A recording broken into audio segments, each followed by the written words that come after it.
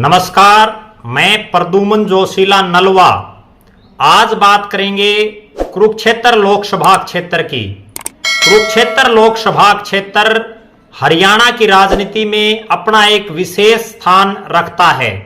ये एक ऐसा क्षेत्र है जहां से बड़े बड़े राजनीतिज्ञों ने देश और प्रदेश की राजनीति में अपना नाम कमाया। इस पूरे लोकसभा क्षेत्र में सभी राजनीतिक पार्टियों में अगर किसी एक नाम की चर्चा है तो वो चर्चा है नवीन जिंदल की। सबकी जुबां पर एक ही सवाल है कि नवीन जिंदल 2024 का चुनाव कुरुक्षेत्र लोकसभा क्षेत्र से लड़ेंगे या नहीं। अगर लड़ेंगे तो वो किस पार्टी से लड़ेंगे, क्योंकि वर्तमान में जिंदल परिवार बेशक कांग्रेस पार्टी के साथ जुड़ा हुआ है, लेकिन राजनीतिक गतिविधियों के मामले में पिछले कई सालों से नवीन जिंदल और उनकी माताजी श्रीमती सावित्री जिंदल दूरी बनाए हुए हैं। हालांकि जिंदल परिवार के प्रतिनिधि जरूर कभी कभार कांग्रेस पार्टी के कार्यक्रमों में दिखाई देते हैं। पिछले 5 साल से राजनीतिक लोगों के बीच एक बड़ी चर्चा ये चल रही है कि जिंदल परिवार कभी भी भारतीय जनता पार्टी में शामिल हो सकता है, क्योंकि नवीन जिंदल और उनका पूरा परिवार एक व्यापारिक घराने से जुड़ा हुआ है, एक व्यापारी लोग हैं और बड़े उद्योगपति हैं वो देश और दुनिया के। लिहाजा कोई भी उद्योगपति हो वो हमेशा यही चाहता है कि वो सत्ता के साथ रहे। तो इस तरह की राजनीतिक सुगबुगाहटें पिछले काफी सालों से चल रही हैं और अब जब 2024 का चुनाव बिल्कुल सिर पर है तो कुरुक्षेत्र और हिसार में इस तरह की चर्चाएं बड़े जोरों शोरों से चल रही हैं कि जिंदल परिवार कांग्रेस को छोड़कर के बीजेपी में शामिल हो सकता है। हालांकि इसमें कितनी सच्चाई है, इस बारे में कोई आधिकारिक बयान अभी तक जिंदल परिवार की तरफ से नहीं आया है। ना ही जिंदल परिवार ने अभी तक कांग्रेस को छोड़ने की कोई बात कही है, ना ही बीजेपी को ज्वाइन करने की कोई बात कही है। लेकिन इतना जरूर है कि दिवाली के आसपास जिंदल परिवार कोई बहुत बड़ा राजनीतिक फैसला ले सकता है। और सुगबुगाहटें ये हैं कि पिछले 5 सालों से चुनावी राजनीति से दूर, क्योंकि 2019 का लोकसभा चुनाव ना नवीन जिंदल ने लड़ा, ना 2019 का विधानसभा चुनाव उनकी माताजी श्रीमती सावित्री जिंदल ने लड़ा। लेकिन इस बार दिवाली के आसपास एक बड़ी घोषणा यह हो सकती है कि जिंदल परिवार 2024 का लोकसभा और विधानसभा चुनाव लड़ेगा। अगर बात करें कुरुक्षेत्र लोकसभा क्षेत्र की, तो अगर जिंदल परिवार का गढ़ इस क्षेत्र को कहा जाए तो कोई अतिशयोक्ति नहीं होगी।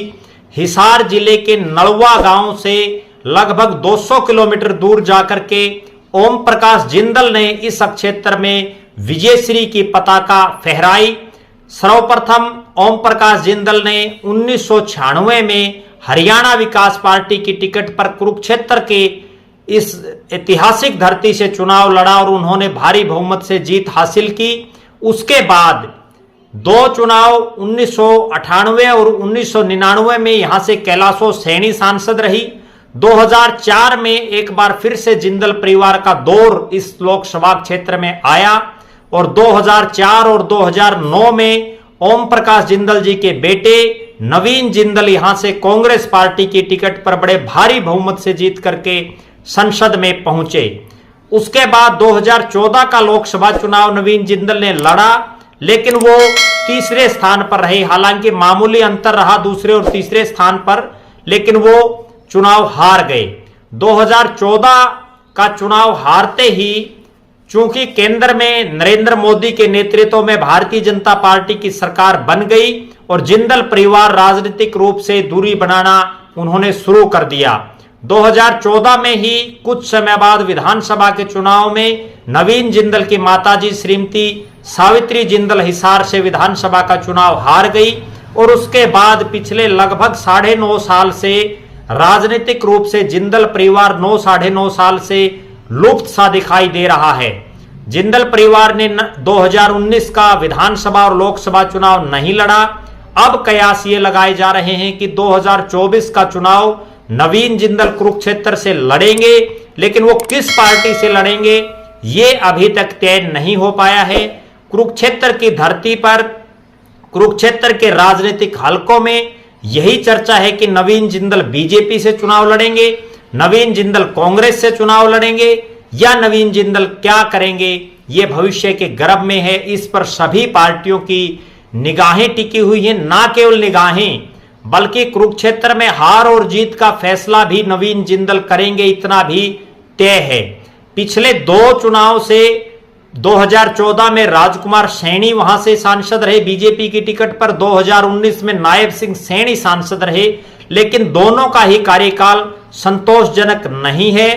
राजकुमार सैनी ने तो सांसद बनते ही भारतीय जनता पार्टी के साथ उनकी तल्खियां शुरू हो गई, और नायब सिंह सैनी भी लोकसभा क्षेत्र में उस लेवल पर काम नहीं करवा पाए जिस लेवल पर एक सांसद को करवाने चाहिए। नवीन जिंदल बेशक कांग्रेस के यहां से सांसद थे, लेकिन उन्होंने सांसदी की जो उनको ग्रांट मिलती है उसके अलावा भी एक बड़े व्यापारी, बड़े उद्योगपति होने के नाते उन्होंने अपनी जेब से भी कुरुक्षेत्र लोकसभा क्षेत्र में मोटा पैसा लगाने का काम किया। कुरुक्षेत्र लोकसभा क्षेत्र का अगर जातीय समीकरण भी देखें तो लाडवा से लेकर के थानेसर, कुरुक्षेत्र, कैथल, ये वो इलाके हैं जहां अग्रवाल बनिया जो कम्युनिटी है उसके भी काफी बहुतायत में इस क्षेत्र में वोट मिलते हैं। 10 की 10 लोकसभा क्षेत्रों में हरियाणा प्रदेश के अगर अग्रवाल समुदाय का कोई सांसद बनने की स्थिति में है तो वो नवीन जिंदल कुरुक्षेत्र लोकसभा क्षेत्र से हैं। यहां उनके पिताजी रह चुके हैं। जिंदल परिवार 3 बार इस लोकसभा क्षेत्र का प्रतिनिधित्व कर चुका है। लिहाजा इस चीज पर हमारी नजरें बनी रहेंगी कि नवीन जिंदल 2024 का चुनाव किस पार्टी से लड़ते हैं। संभावना यह है कि दिवाली के आसपास जिंदल परिवार एक बार फिर से चुनावी राजनीति के मैदान में उतरने का ऐलान कर सकता है।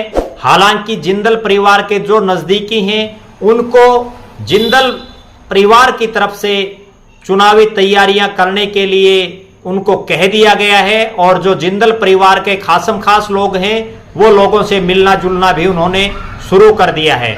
लिहाजा देखना यह है कि 2024 में कुरुक्षेत्र के रण में एक बार फिर से नवीन जिंदल उतरते हैं तो वो किस चुनाव चिन्ह पर उतरते हैं, इस पर हमारी नजरें बनी रहेंगी। आप लगातार हमारे साथ बने रहें। हमारे फेसबुक पेज को लाइक और फॉलो करें, यूट्यूब पर चैनल को सब्सक्राइब करें, बेल आइकन घंटी का बटन अवश्य दबाएं ताकि आपको तुरंत नोटिफिकेशन मिले। वीडियो को ज्यादा से ज्यादा शेयर करें और अपने कमेंट्स अवश्य लिखें। बहुत बहुत धन्यवाद। आपका अपना प्रद्युमन जोशीला, नलवा।